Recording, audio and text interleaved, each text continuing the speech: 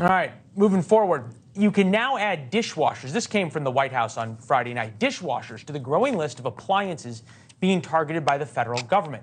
A new Energy Department proposal limits how much energy and water dishwashers can use. That means the dishwasher you have right now in your house that actually works could be a collector's item pretty soon. Sell it on eBay for 3 or 4 times what it's worth right now.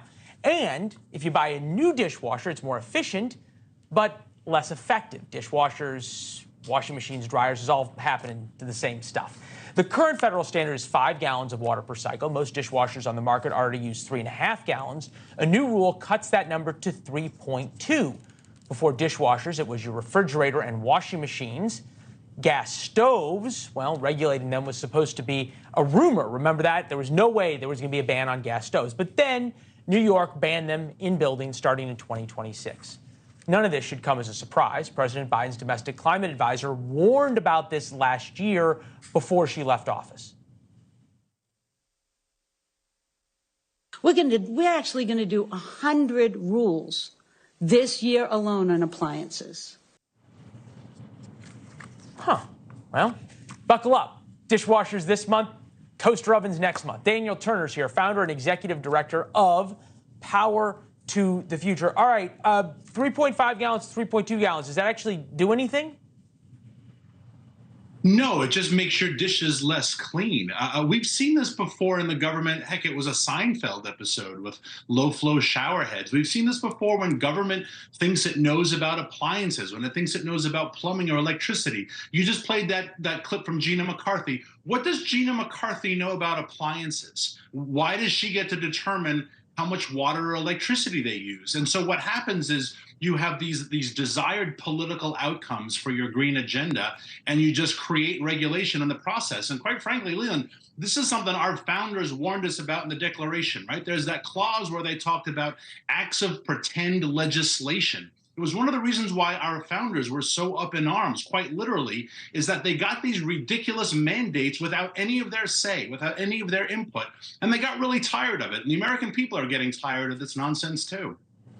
I have George Will here, so I would have to just say this for him, right, which is that part of this is because Congress has given so much to the executive branch and stopped doing its job. If Congress would actually legislate and take the power away from the president, then these people wouldn't be allowed to make these rules.